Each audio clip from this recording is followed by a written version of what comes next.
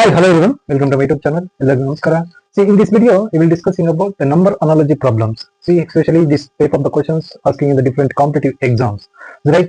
See here, the problem is given the 3 is to 28, the 5 is to what anta.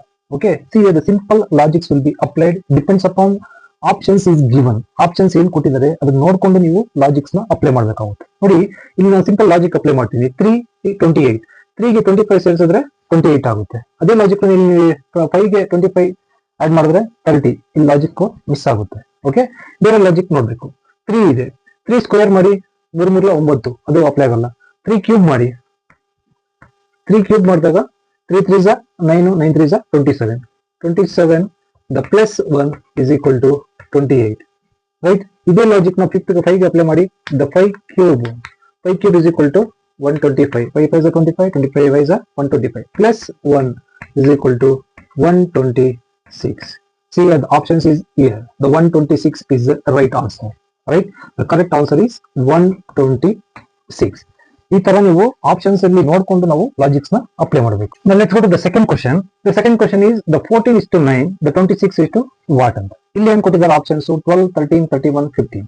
ಇಲ್ಲಿ ನಾವು ಇದನ್ನ ನೋಡ್ಕೊಂಡು logics ನ ಅಪ್ಲೈ ಮಾಡಬೇಕಾಗುತ್ತೆ. The 14 9, the 14 ಅಲ್ಲಿ 5 ಮೈನಸ್ ಆದ್ರೆ the 9 ಆಗುತ್ತೆ. ಇದೇ ಲಾಜಿಕ್ ನಾವು ಇಲ್ಲಿ ಅಪ್ಲೈ ಮಾಡಬಹುದಾ? 26 ಮೈನಸ್ 5 21. ಇಲ್ಲಿ ಆಪ್ಷನ್ಸ್ ಇಲ್ಲ. Okay, this logic is failed. Right? Next ನೋಡಿ, the 14, the 7 into 2 is equal to 14. Right? ಅದೇ ರೀತಿ 7 plus 2 is equal to 9. Right? This is the multiplication, this is the addition on both this one. ಇದೇ logic ನ 26 apply ಮಾಡಿ.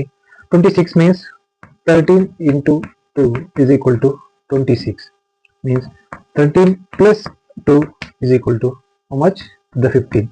The 15 is in options is there, is the D. The right answer. ನಿಮಗೆ options ಅಲ್ಲಿ ಇದೆ. Correct answer ಬಂದ್ಬಿಟ್ಟು it is the 15. Right? ಈ ತರ is number ಅನಾಲಜಿಯಲ್ಲಿ options ನ ನೋಡ್ಕೊಂಡು ಲಾಜಿಕ್ಸ್ ನ ಅಪ್ಲೈ ಮಾಡಬೇಕು. ರೈಟ್? ಈ ವಿಡಿಯೋ ಇಷ್ಟ ಆದ್ರೆ ಲೈಕ್ ಮಾಡಿ, ಅದೇ ರೀತಿ ಶೇರ್ ಮಾಡಿ, ಚಾನಲ್ ನ ಸಬ್ಸ್ಕ್ರೈಬ್ ಮಾಡೋದನ್ನ ಮರಿಬೇಡಿ. Thank you.